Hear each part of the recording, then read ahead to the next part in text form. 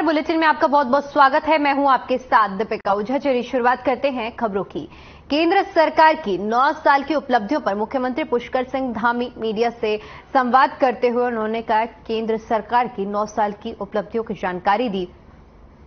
उन्होंने कहा कि पीएम मोदी के नेतृत्व में 9 साल का कार्यकाल सेवा, सुशासन, गरीब कल्याण को समर्पित रहा और इन 9 सालों में जन कल्याणकारी योजनाओं के माध्यम से समाज के हर वर्ग के लोगों के लिए योजनाएं चलाई जा रही हैं। उन्होंने कहा कि पीएम के नेतृत्व में भारत की वैश्विक पटल पर अलग पहचान बनी है। विदेश यात्राओं में जिस तरह उनका सम्मान होता है, ये एक भारतीय का सम्मान है। आज पूरी दुनिया भारत को एक नई आशाओं के रूप में देख रही है। उन्होंने साथ ही ये भी कहा कि प्रधानमंत्री का देवभूमि उत्तराखंड से विशेष लगाव है। उनके मार्गदर्शन से उत्तराखंड में हर क्षेत्र में तेजी से कार्य हुआ है।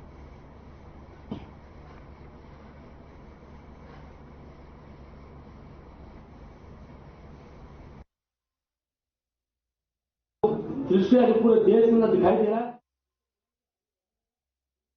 हमको चौथे स्तंभ की भी बहुत बड़ा सहयोग की आवश्यकता है। आप सब लोग यहाँ आए, मैं आपका हृदय स्वागत करते हुए अपनी वाणी को विराम देता हूँ। जय भारत, जय उत्तराखंड।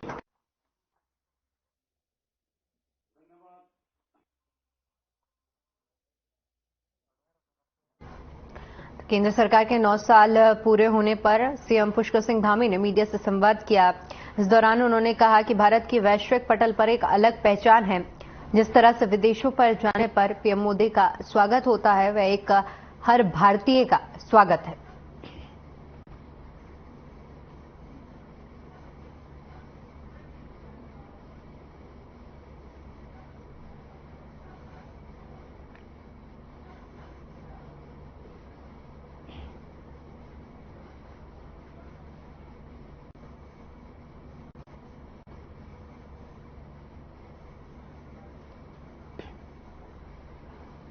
तो केंद्र सरकार के 9 साल पूरे होने पर जिस तरह से पूरे देश में खुशी की लहर है, बीजेपी कार्यकर्ता खुशियां जाहिर कर रहे हैं, तो वहीं दूसरी तरफ मुख्यमंत्री पुष्कर सिंह धामी ने भी मीडिया से संवाद किया और साथ ही साथ उन्होंने कहा कि भारत की वैश्विक पटल पर एक अलग पहचान बनी है।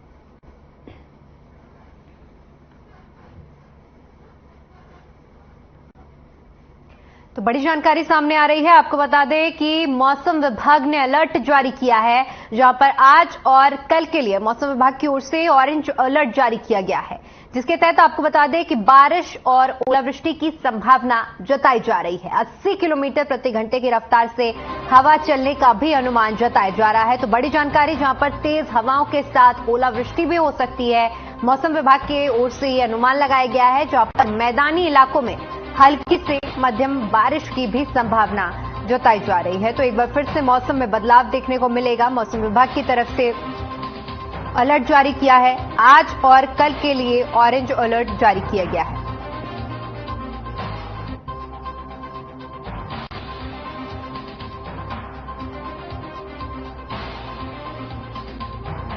तो तेज हवाओं के साथ बारिश और ओलावृष्टि की आशंका भी जताई गई है।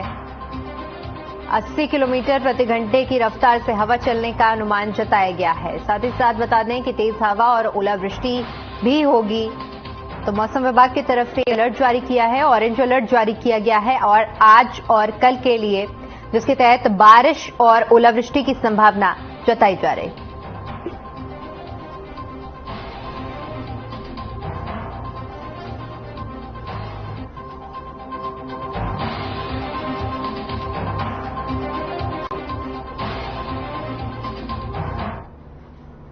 वहीं मोदी सरकार के कार्यकाल को 9 साल पूरे हो गए हैं। बीते 9 सालों में बीजेपी का दावा है कि प्रधानमंत्री नरेंद्र मोदी ने देश और राज्य का तेजी से विकास किया है। इसी कड़ी में उत्तराखंड बीजेपी केंद्र सरकार की उपलब्धियों को जन जन तक पहुंचाने का अभियान चलाएगी। बीजेपी प्रदेश अध्यक्ष महेंद्र भट्ट का कहना है कि प्रत्येक लोकसभा में किसी न किसी केंद्रीय मंत्री के कार्यक्रम में आयोजित किए जाएंगे। वहीं बीजेपी प्रदेश अध्यक्ष महेंद्र भट्ट का दावा है कि पार्टी 2024 के इलेक्शन में भारी बहुमत से जीतेगी।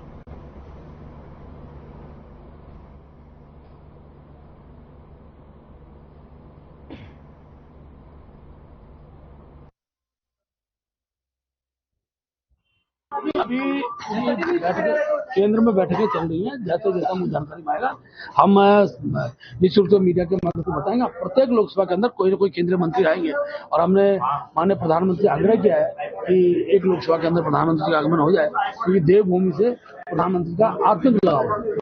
9 वर्ष पूरे हो रहे हैं प्रधानमंत्री नरेंद्र मोदी जी के कार्यकाल में। 9 वर्षों में सबसे महत्वपूर्ण बात यह है कि 2014 से पहले जब प्राइम मिनिस्टर इन वेटिंग घोषित किया था भारतीय जनता पार्टी ने नरेंद्र मोदी जी को, तो आप याद करिए कि क्या क्या बातें कही गई। सबसे महत्वपूर्ण बात, जो सबसे पॉपुलर नारा हुआ था कि बहुत हुई महंगाई की मार, अब की बार मोदी सरकार।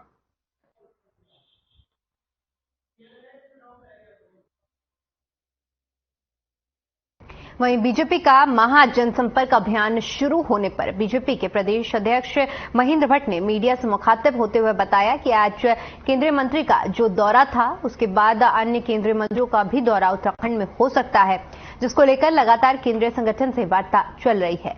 उन्होंने कहा कि भारतीय जनता पार्टी के राज्य संगठन की कोशिश है कि वे प्रधानमंत्री को उत्तराखंड आने का निमंत्रण दें और उम्मीद है कि 1 महीने के अंदर प्रधानमंत्री का उत्तराखंड दौरा संभावित हो सकता है, क्योंकि उत्तराखंड प्रधानमंत्री की हमेशा से पहली पसंद रही है।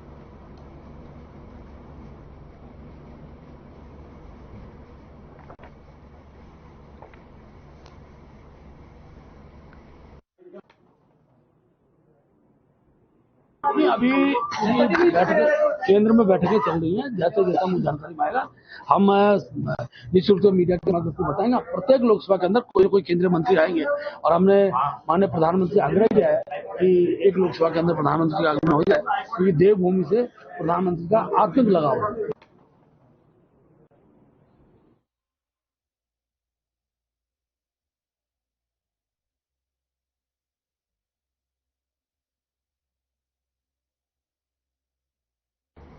तो बड़ी खबर देहरादून से सामने आ रही है, जहां पर आपको बता दें कि सीएम पुष्कर सिंह धामी का कार्यक्रम है। जहां पर आपको बता दें कार्यक्रम के तहत सचिवालय पहुंचे हैं सीएम धामी और केंद्रीय वित्त मंत्री की वर्चुअली बैठक में शामिल।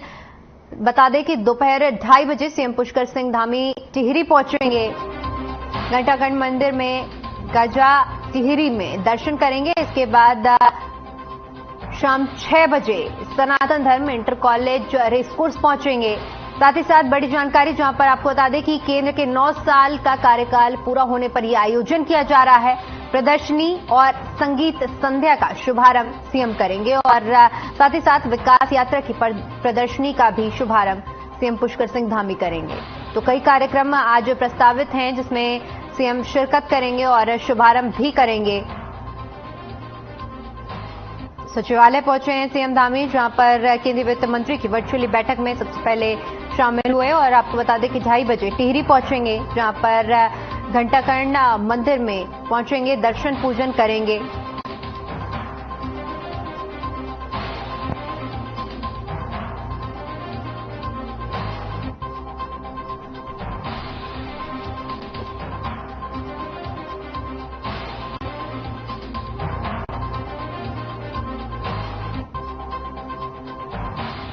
तो बड़ी जानकारी जहां पर आपको बता दें कि सीएम पुष्कर सिंह धामी सचिवालय में केंद्रीय वित्त मंत्री से वर्चुअली मीटिंग के लिए जुड़े और इसके बाद आपको बताते चलें कि कई कार्यक्रमों में शिरकत करेंगे और शुभारंभ भी करेंगे।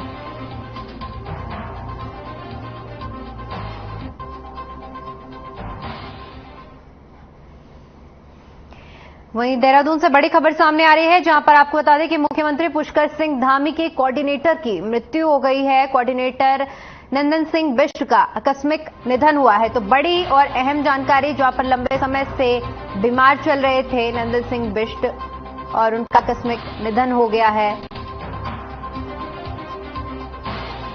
मुख्यमंत्री पुष्कर सिंह धामी के कोऑर्डिनेटर की मृत्यु की खबर सामने आ रही है। कोऑर्डिनेटर नंदन सिंह बिष्ट का आकस्मिक निधन हुआ है। बता दें कि लंबे समय से वे बीमार थे, जिसके बाद उनका निधन की खबर सामने आ रही है।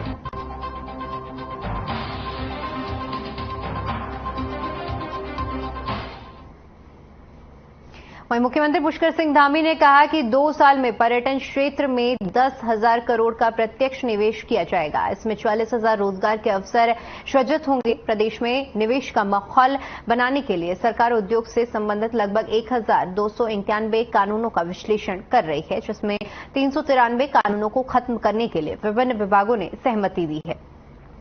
वहीं इस पर कांग्रेस के प्रदेश प्रवक्ता शीशपाल ने बयान दिया है। बीजेपी की सरकार ने राज्य की जनता से बड़े बड़े दावे किए थे। प्रधानमंत्री नरेंद्र मोदी ने राज्य में आकर डबल इंजन का भरोसा दिया था, लेकिन सरकार इन बड़े बड़े दावों पर खरी नहीं उतरी।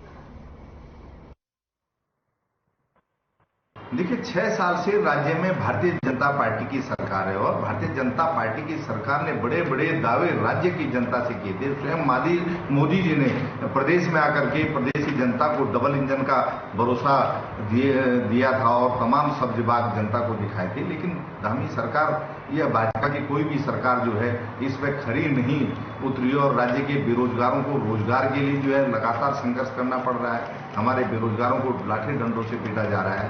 राज्य का विकास अवरुद्ध हो गया है और पर्यटन क्षेत्र की जो बात प्रधानमंत्री जो मुख्यमंत्री जी कह रहे हैं 10,000 करोड़ के निवेश की, मैं उनको याद दिलाना चाहता हूं कि 2018 में जो है एक इन्वेस्टर समिट हुआ था उत्तराखंड में और उसका उद्घाटन भी वहीं विकासनगर तहसील परिसर में कांग्रेस कार्यकर्ताओं ने पार्टी के प्रदेश अध्यक्ष करण माहरा की अगुवाई में विभिन्न क्षेत्रीय समस्याओं और मामलों को लेकर विरोध प्रदर्शन करते हुए धरना दिया।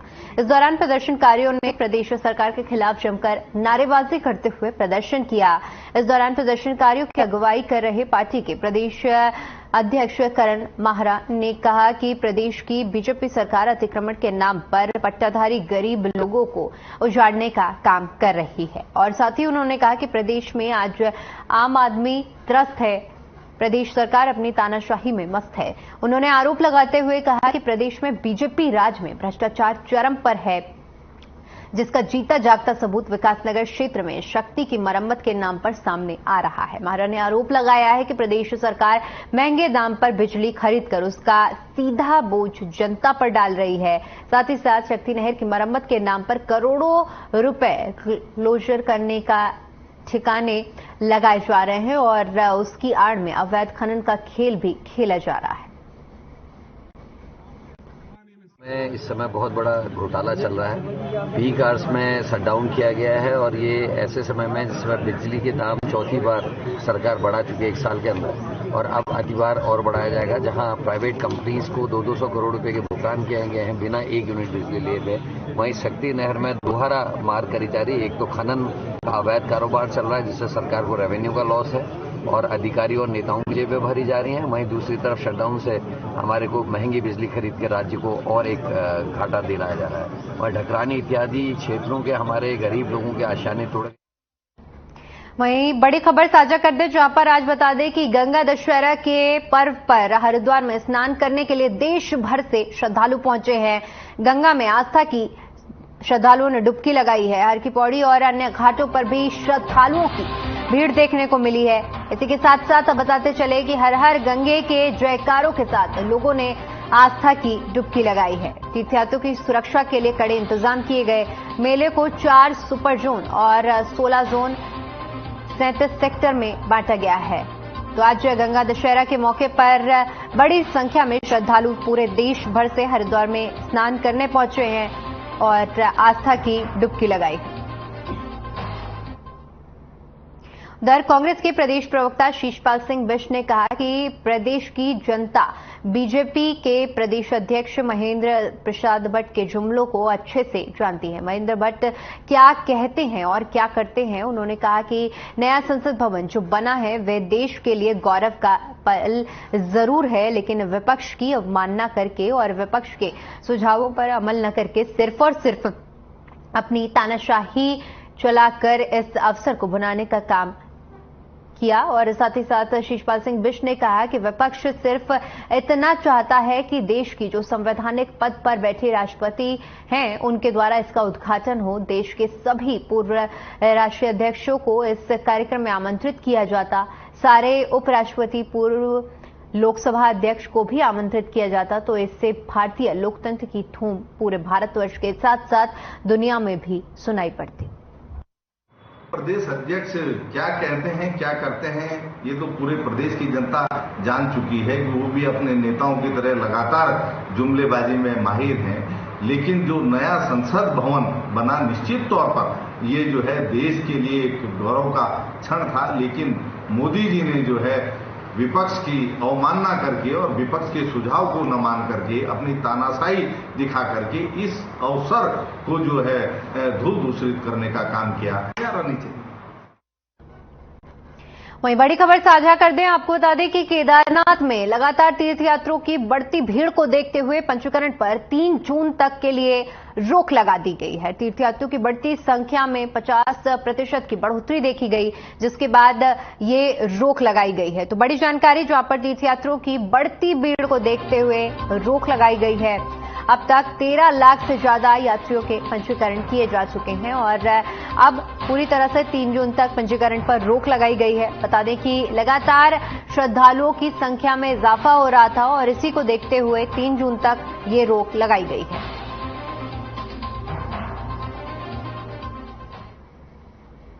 वहीं बाजपुर में खेत में महिला के शव की सूचना मिलने पर पुलिस में हड़कंप मच गया।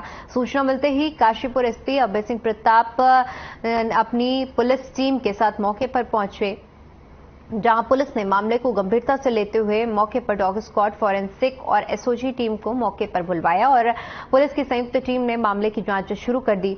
वहीं पुलिस ने शव को कब्जे में लेकर पोस्टमार्टम के लिए भेज दिया है। इस दौरान काशीपुर एसपी अभय प्रताप सिंह ने कहा कि एक महिला का अर्धनग्न शव खेत में मिला। उन्होंने कहा कि प्राथमिक जांच में महिला की हत्या का मामला सामने आ रहा है, लेकिन पोस्टमार्टम रिपोर्ट के बाद पूरा मामला साफ होगा कि महिला की मौत का कारण क्या था। शादी की उनके गांव की एक महिला है जो कल काम पे गई थी, क्योंकि वो राजगीर के मिस्त्री का काम लोग करते हैं, उन्हीं के साथ वो काम करती है। तो वो कल से फिर वापस नहीं आई। इस सूचना को परिजनों को लेकर के और हमारे चौकी इंचार्ज इसमें बीट कर रहे थे। इसी बीच में सूचना मिली कि यहाँ पे कनौरी के बगल में ही ये गांव है, वहाँ गन्ने के खेत में जो ईदगाह है उसके पीछे एक महिला की डेड बॉडी मिली। परिजनों ने उनकी शिनाख्त की है। प्रारंभिक तौर पे ये हत्या का मामला लग रहा है।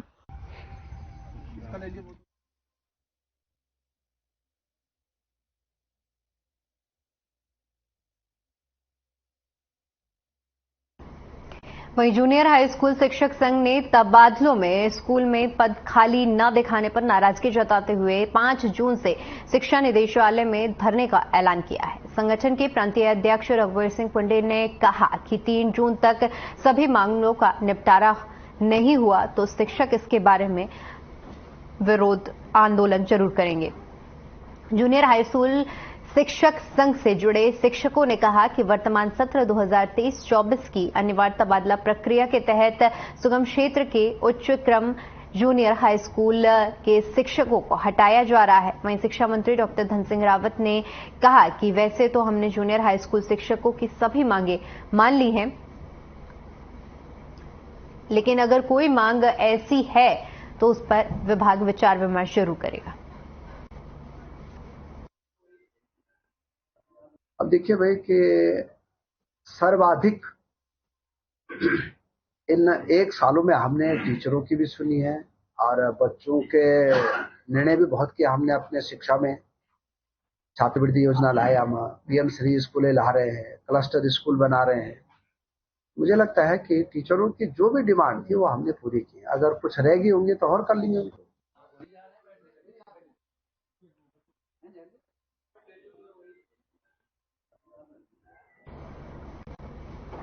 वहीं दिनेशपुर में दुकानदारों में उस वक्त हड़कंप मच गया जब प्रशासन ने अतिक्रमण किया गए दुकानों को खाली करने को कहा। वहीं दुकानदार रात से ही अपने सामान को खाली करते हुए दिखाई दिए। सुबह होते ही दिनेशपुर आईटीआई ग्राउंड की दीवार से लगी हुई कुछ स्थायी अतिक्रमण दुकानों से हटाया गया। वहीं व्यापारियों की माने तो उनको इस जगह की लगभग 2 दशक से भी ज्यादा समय हो चुके हैं, चूंकि उनके गुजर बसर का साधन भी यही दुकानें हैं। व्यापारियों ने प्रशासन से मांग की है कि उन्हें दूसरी जगह पर स्थापित किया जाए।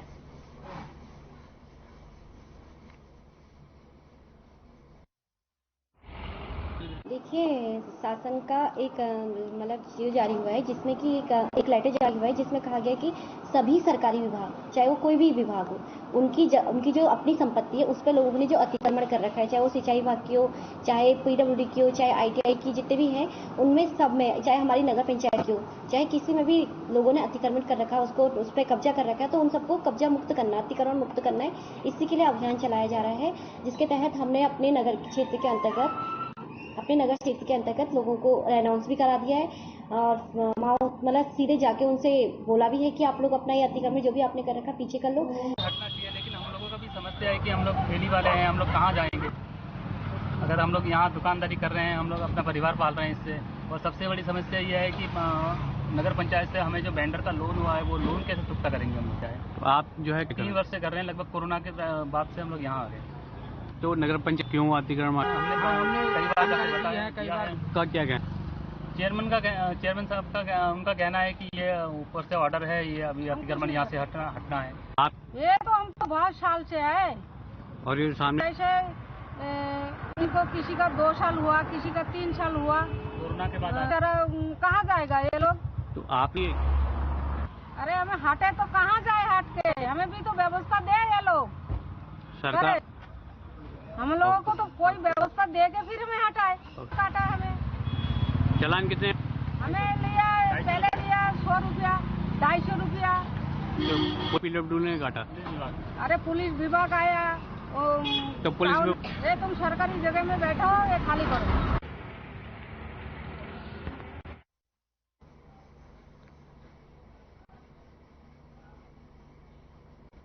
पौड़ी जिले के विकासखंड कोट के पालीखाल में पाली गांव के ग्रामीण महिलाएं जल संस्थान कार्यालय में पहुंची, जहां पर उन्होंने गांव में पानी न आने पर जमकर हंगामा काटा। जानकारी देते हुए ग्रामीणों ने बताया कि गांव में 60 परिवार निवास करते हैं, जिनमें से 15 परिवारों के पास पेयजल लाइन मौजूद नहीं है, जिसके कारण उन्हें काफी दिक्कतों का सामना करना पड़ रहा है। सर, ये विकासखंड कोर्ट से ग्राम पालिका ये लेटर प्राप्त हुआ है, वहाँ पर पानी की बहुत समस्या है। कल ए साहब वहाँ पर जाएंगे, संबंधित जो ए साहब है उसका जल्दी समाधान करते हैं। नहीं, उसमें आधा घंटा नहीं, जितनी सप्लाई क्षेत्र में होती है उतनी ही की जाएगी और ए साहब जल्दी इसका संज्ञान लेंगे, कल सुबह पहुँचेंगे। गाड़ी बुक करके आपने पैसे खर्च करके, आपने टाइम खर्च करके, लोगों के बच्चे हैं, गाय भैंस बकरी है घर में, तो ये सारा छोड़ के लोग अपना टाइम खर्च करके यहाँ रखे हैं। तो यहाँ हम अपनी मतलब समस्या किसको सुनाएं, यहाँ कोई सुनने वाला नहीं है। ये पानी कितने लोगों को इस अगर पानी मिल जाता था, कितने ग्रामीणों को इसमें पानी मिल जाता सही ढंग से? अगर इसमें से पानी मिल जाए तो इसमें से हमारे यहाँ लगभग 50-55 परिवार हैं, तो सबको अगर सुचारू व्यवस्था है, पानी तो ठीक है, लेकिन पानी की व्यवस्था मतलब इन लोगों ने खराब कर रखे है। कुछ लोगों को पानी दिया जाता है और कुछ लोगों को नहीं दिया जाता। ये तो हमें नहीं पता अधिकारी क्यों नहीं समझना चाहते या क्यों समझ नहीं रहे, लेकिन हमें बहुत परेशानी है। हमारा जो पानी है वो तो बहुत कम हो गया है, जगह जगह बांट दिया गया है। हमारी इसी का जो पानी था उसमें कई कनेक्शन और जोड़ दिए गए, कई जगह पानी दे दिया गया और हमारा जो पानी है वो पूरा नहीं पड़ता, हमारा मिलता ही नहीं है। वहाँ दिक्कत ये है कि ये ऊपर से तो ऑर्डर कर देते हैं कि ऐसा कर दो, वैसा कर दो, ये कर दो, इनका जो फील्ड पे आता नहीं है। यहाँ के कर्मचारियों का कोई पता नहीं है कि वहाँ पानी आ रहा है कि नहीं आ रहा, कोई शेड्यूल है नहीं। पानी कितने बजे खुल रहा है, पंपिंग कितने बजे शुरू हो रही है, कितने बजे बंद हो रही है। सर, ये पाली गांव में पानी की बहुत समस्या बनी हुई है और यहाँ पे एक समिति बनी थी 2007-8 में गठित हो रही है, जो हमने पूर्व में भंग कर दी है ग्राम सभा में।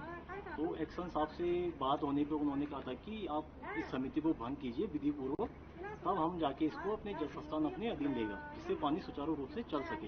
तो हमने विधि पूर्वक समिति भंग भी की।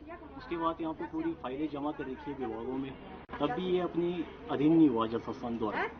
अब ये जल संस्थान के कर्मचारी ये कह रहे हैं कि ये अपनी डॉक्यूमेंट्री पूरी करेंगे प्रत्येक परिवार से, इनमें से। वहीं उधम सिंह नगर जिले के पुलबट्टा थाना पुलिस को बड़ी कामयाबी हाथ लगी है। पुलबट्टा पुलिस ने 25,000 के इनामी कुख्यात स्मैक तस्कर को अवैध तमंचों के साथ गिरफ्तार कर लिया गया है। पकड़े गए आरोपी के खिलाफ नशा तस्करी के करीब आधा दर्जन मामले दर्ज है।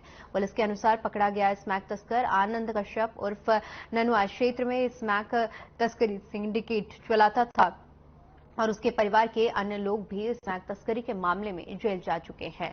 थाना पुलिस के अनुसार आरोपी तस्कर आनंद कश्यप उर्फ ननुआ ने एनडीपीएस के 3 मामलों में फरार चल रहा था। पुलबट्टा पुलिस की टीम ने सूचना के आधार पर कार्रवाई करते हुए आरोपी आनंद कश्यप को 315 बोर का एक अवैध तमंचा और 2 जिंदा कारतूस के साथ गिरफ्तार किया है।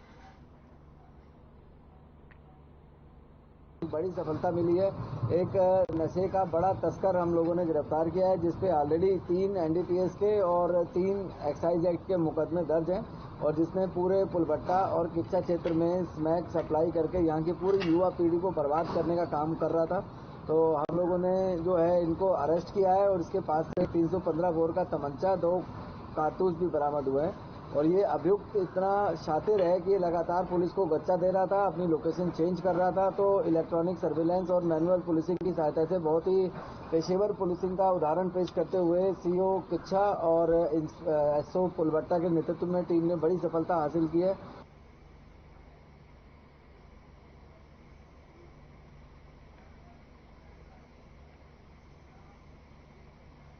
चलिए फिलहाल के लिए इस बुलेटिन में इतना ही। बाकी तमाम बड़ी खबरों के लिए बने रहिए हमारे साथ। नमस्कार।